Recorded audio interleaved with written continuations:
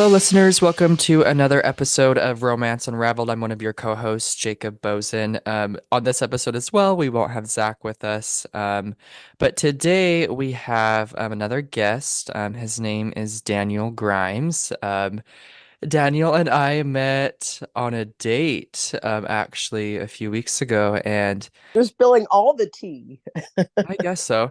And while we were on this date, he was telling me this crazy story after I told him that I had a podcast. It's apparently about one of the crazy dates that he has been on where this guy he was with was really, really rude. And so, Daniel, let's have you introduce yourself and let you tell the story. Yes, thanks so much for having me. It is quite a remarkable story. I think in all the years that I've been going on dates, I'm 34, it's probably either the worst or just one of the worst dates I've ever been on. So I'm really excited to tell the story. Yeah, like what is your background? Like what do you do? I know what you do for work, but I guess the listeners don't know.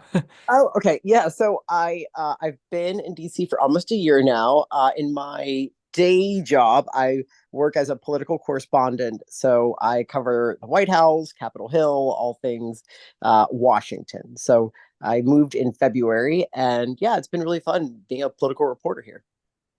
Yeah, definitely. Yeah, your stories that you're telling me were really cool. Okay, well, I guess we could just get right into it. So I'll just turn it over to you and then you'll just tell the story. All right, that sounds good. Let's just, for the sake of it, I'll call him Ben. I feel like that's a fun name. Uh, Ben with a B. yeah, B. Okay. Okay.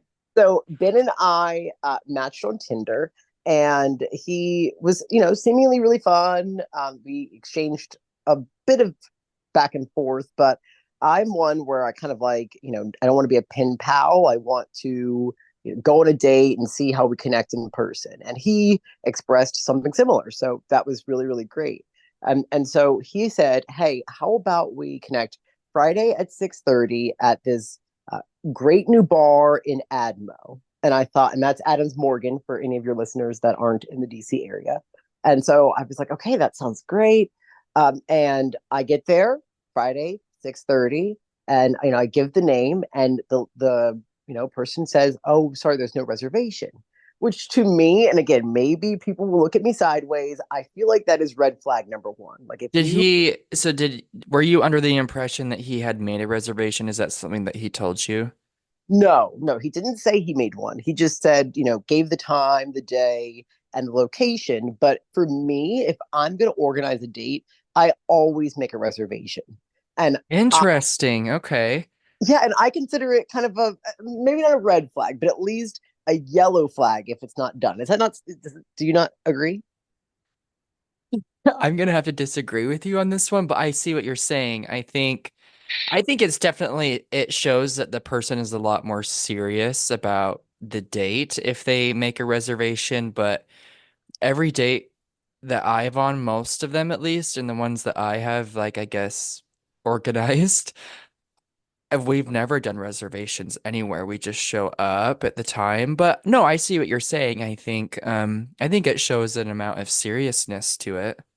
Right. And I also think it's Friday night at a popular new place, in Admo, which is already a popular area. So I thought, okay, you kind of have to have that pre planning to go, I'm going to make this reservation. But again, not a total red flag, just a hmm.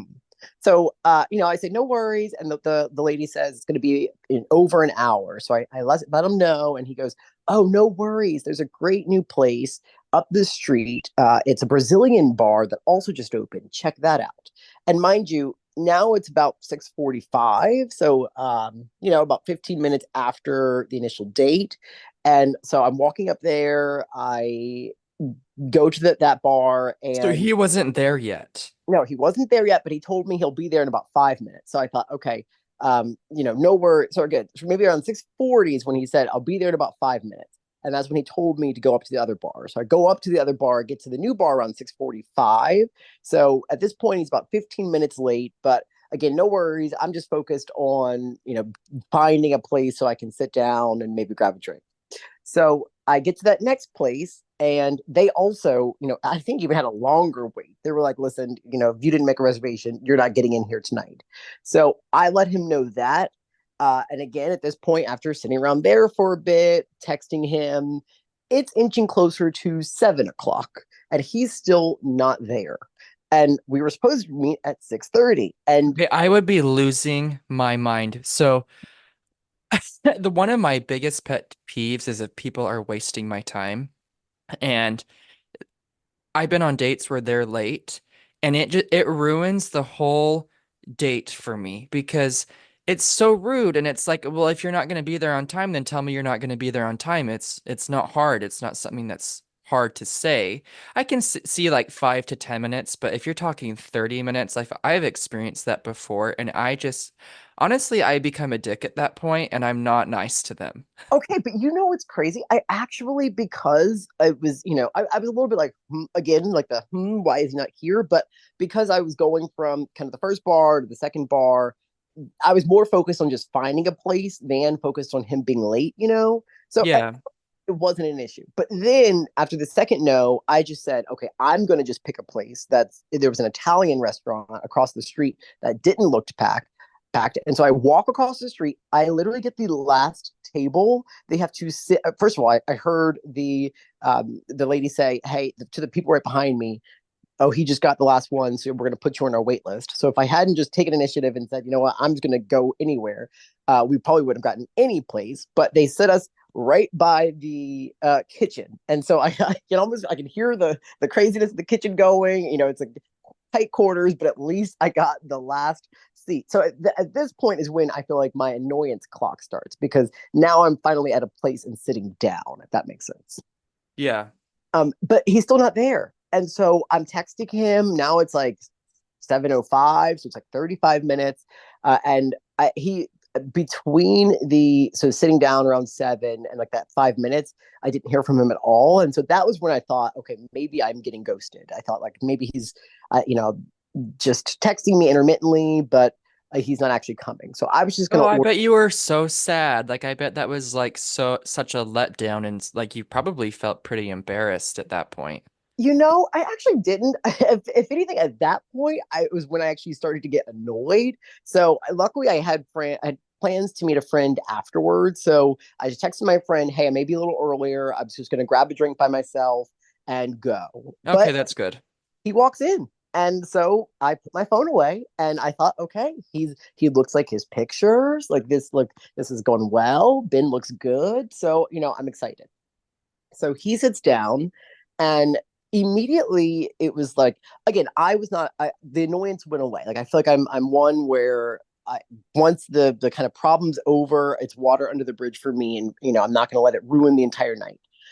So we start chatting, and he immediately tells me about his $1 million or multi-million-dollar townhome in Georgetown, which I thought was an interesting way to start a conversation. Of Maybe, course. yeah, that he thought like, oh, that's a way to get me. And so I was like, okay, that's strange in my head, but whatever. We kept chatting, and he told me all these parties he's going to, and just asked me about my social life.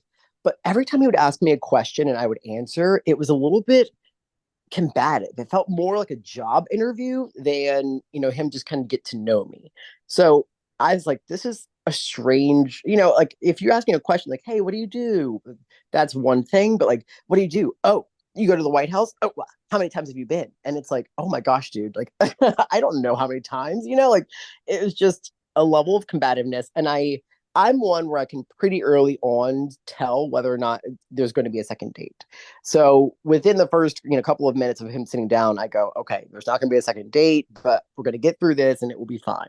So at this point, to me at least, he sounds like he's one of those elitist gays that Oh, is trying to outdo everybody. 1000%, which there's a lot of those in DC, and it's hard to vet, um, via an app, but 1000%. So then we go to order drinks, and he goes, okay, so an Italian, restaurant, what's your favorite cocktail to order? And I say, espresso martini, love those. And he said, oh my gosh, that's an amazing idea. So the waitress comes over. He goes, can I get an espresso martini with some shredded Parmesan cheese on top? Oh my God, I can't even imagine. I hate them alone anyways. I think they're terrible. And then if you're gonna add cheese to it, like what even is that? That is horrible. Wait, you don't like espresso martinis? Okay, No, not at all. they're so good, but we'll have to agree to disagree on that one. But yes, no. So he orders an espresso martini with shredded Parmesan cheese, and the waitress and I both just look at him with this like puzzled look of what is that, and he has the nerve to say to her, "Oh, you don't know what that is, and you call yourself an Italian restaurant?" Okay. Yeah, I am really annoyed just listening to this right now. It gets worse. It gets even worse. And so then he goes, I just got back from Paris and it's or sorry, from Italy and it's all the rave over there. And I go, okay, well, first of all, in my head, this is an Italian restaurant in Adams Morgan. It's not Italy. So hold your horses. But also, it's been a while, but I've also been to Italy multiple times and I've never heard of that, but whatever. And she also, works at an Italian restaurant and had never heard of it. But both of us go, okay, no worries. She's like, I'll try it. And I just go, oh, that sounds interesting. And so she goes to the bartender and gets the round of drinks. We continue our conversation. She comes back and it says, "Hey, yeah, the bartender had never heard of it, but he's working on that drink." And so at this point, he had pulled up a TikTok of, I guess, the drink. And so he shows me and her the TikTok. And I don't know if it is all the rage. If any of your listeners have heard of it, and maybe they're listening to me and thinking, "Oh, this guy's uncultured, doesn't understand," what's all the rage in Italy. But shows us this TikTok, and this one TikToker, I guess, had done it. And so she's like, yeah, he's working on it. So, in about 5 or 10 minutes later, the drink comes and she sits it down. And he goes, "What is this?" And she says, "Oh, yeah, espresso martini with shredded Parmesan cheese on top." And he says, "No, no. I asked for an espresso martini with shredded Parmesan. This is grated. Is this from a can?" You are joking. Okay. What an elitist. I have no tolerance for it. Like zero. And like, listen, I used to live in New York City. I've been on my fair share of dates, as I said at the start of this, with pompous guys, but this one took the cake. I was speechless. I just thought, oh my gosh, right? Like, who are you? So here's this poor waitress who is going out of her way to make him a special drink that they don't even do at the restaurant. She goes to go get it and whatever they do to it, she brings it out to him and it's not up to his standards because he's an elitist. Right? And I just thought, okay, I mean, I get it. I guess there is a difference between shredded and grated Parmesan, but they just made it a little bit finer, which I think would be easier to take down anyway, right? Because Right. shredded is kind of wonky. But yes, he really thought it was, I don't know if your mom made a spaghetti growing up, but you had that shredded Parmesan cheese at stable shelf, not the fresh stuff. Um, Right. so I guess that's what he thought it was. But I'm thinking, I don't think the bartender, I think this restaurant is an actual nice Italian restaurant that serves, actual cheese. They're not going to get their stuff from a can. Yeah, totally pompous. But as you noted, I felt awful for the waitress. So I said at that point, I was like, oh, I actually have to run to the restroom. And I get up and I immediately find her. I give her the biggest hug and I go, I am so sorry. This guy is so rude. And she says to me, oh, I was wondering why someone so nice was on a date with someone so awful because every time he would be kind of rude to her, I would be like, oh, I'm sure it's fine, or like I'll drink it. If he doesn't like it, I don't mind it if you want to try something else, or I would just try to combat the awfulness because I could tell that she was getting annoyed. And so she expressed that. She was like, okay, no, no, honey, I'm not combining you two. He's awful. And I could tell that you seem like a really sweetheart. And so I was like, yes, this is a first date and a last date. So I'm just going to get through it and it should hopefully be fine. But at that point, every time she would come over and he would be pompous, she would kind of give me a look. And I felt like we had a secret code of like, oh God, this guy's awful. And that made it kind of fun. Yeah. Yeah, at least you and her were on the same page. Yeah, totally. So, yeah. So I mean, at that point, we ordered apps, and Well, I think that he was still super combative in his questioning, asking, had I been to Aspen? And I was like, no, not, I haven't been. And, asking if I'd been to Fire Island, which I, used to get a share there a bunch with my crew in New York City. And so, yeah, we talked about that and how Fire Island's changed. And at that point, it was just, it was around Halloween. So he was going to a Halloween party. So he was showing me his costume, and it was kind of a normal, into the date. Okay, I'm interested to know what his costume was. Oh my gosh, it was, I think, Thor. Oh wow, I was expecting something really slutty. So, No, not slutty. But so the date's wrapping up, and I'm thinking in my head, okay, so you are over 30 minutes late. You've been kind of pompous. You talked about your millions, in your townhome. When she brings the check, maybe he's gonna get it. I was wrong. She goes, all right, here's the check, and he's like ready to split. And I'm like, I was also just caught off guard by that, because normally you just kind of casually do it. You don't have to call out that we're going to split, but whatever. We did. I brought my card. We split, and I was thinking, I will pay for this to never have to see you again. But then the biggest, I think, maybe surprise of the night, he goes, so what are you up to now? And I explain, oh, I'm going to meet up with a friend at a bar called Crush, another bar in the city. And, I'm going to just see him for a bit before going home. And he said, can I join? what? Oh my gosh.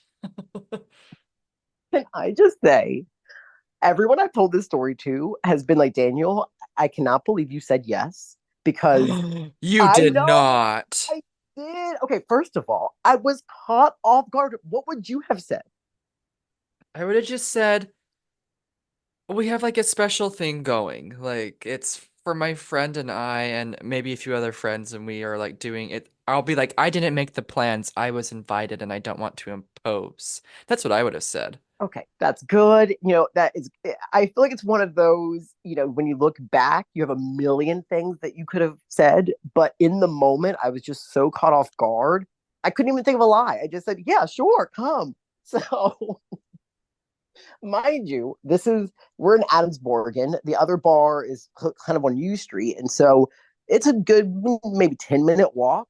And we decided to walk it. And so again, at this point, the convert we go leave the bar, walk over to the Crush, or leave the restaurant to walk over to Crush, and the conversation's fine. Like, it's in my head, I'm just thinking, oh gosh, I'm over this guy. I can't believe I invited him along, but maybe he'll just at some point understand that I'm not into it.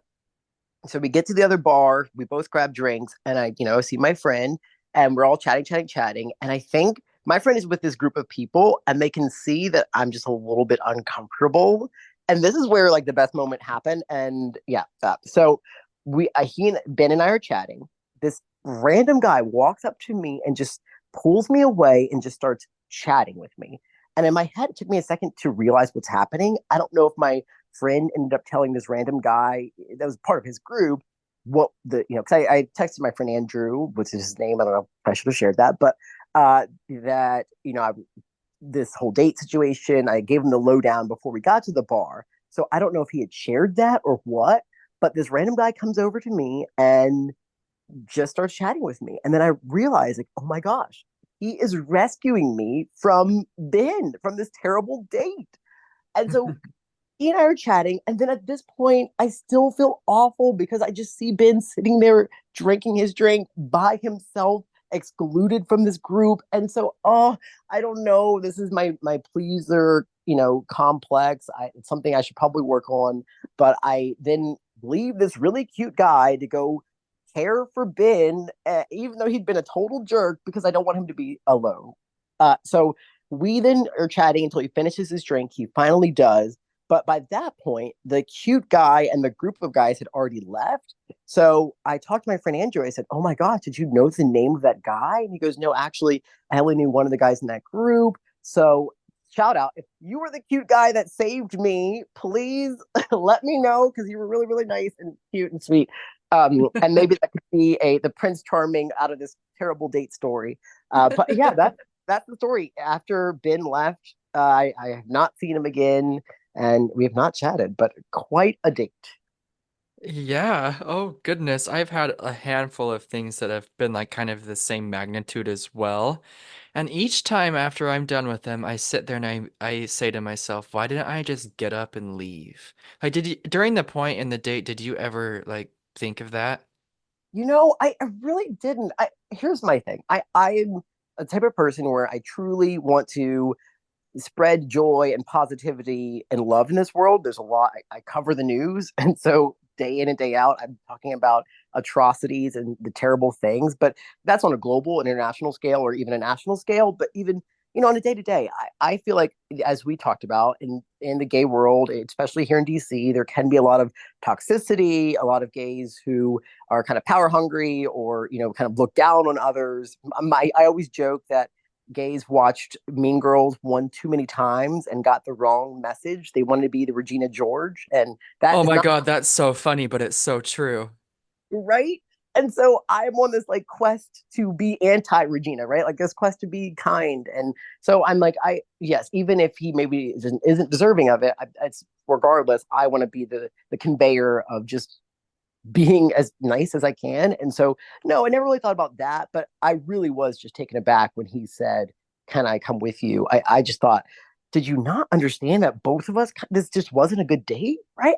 That's what I'm always shocked by. I thought, in my mind, whether or not, well, not him, but other dates, I always leave it thinking, okay, if I was really into the guy, I could kind of tell maybe he wasn't into me, or vice versa. Like if he was really into me, but I wasn't into him, maybe he could tell it, right? I feel like normally people are really good at that. So I was just shocked that he didn't have those skills to understand, like, it wasn't a good date. Yeah. So Yeah. I'm assuming you never really talked to him after that point. Oh, no, not at all. Okay, I did because the Halloween party he went to sounded like insane. He said the guy it was going to be on some rooftop and he was going to get like performers and all this sort of thing. So I thought about reaching out just to ask, how that was because it sounded really fascinating. But I just thought that's going to open the door to potentially him thinking, oh, maybe he's into me. And I just thought, nope, if I reach back out to him at all, it's just going to open the door for us to have more conversation. And that is not something I wanted. And so he never reached out to you after this point as well. No, yeah, he didn't. Funny story because obviously people want to see what he looks like. And so I did check, I think sometime last week to see had he blocked me, on the apps, and he didn't block me. So we're still connected. So at some point, maybe he could down the line, or one of us, if I fall on my head and go, oh no, he was my Prince Charming, could reach back. But at this point, he is in the past. Well, now I'm gonna go through your social media and figure out who he is. Oh no, no, no, you could not. Well, hear this story. Although again, I want the actual cute guy who was at Crush that night who just randomly whisked me away from Ben. I want him to hear this because he was really, really sweet as well. Well, maybe he will. I mean, you never know. You never know. Yeah, that's so true. But yes, Great. that was my crazy date story. So I've got a few of them, but I think that one of just really, really, oh, just awful pretentiousness takes the cake. Yes, I loved it. I think it was so funny. Is there anything else you'd like to add to it, or are you good? No, yeah. I mean, I think the only other thing I would add is that try as much as you can to listen to your gut. So there was one little message that he had sent me prior that I just thought, is this normal? Just us kind of, digging at each other, or was it, actual him being a jerk? So it was, he asked me, what are my favorite restaurants? This was just all via on the app. What were some of my favorite Mexican restaurants? Because I told him that's, a cuisine I like. And I said, oh, I really like Vita, which is they have a couple of restaurants in DC, and then Bar Taco as well. It's so good. Okay. And he said, "Oh, two chains. I hope you have better taste than that."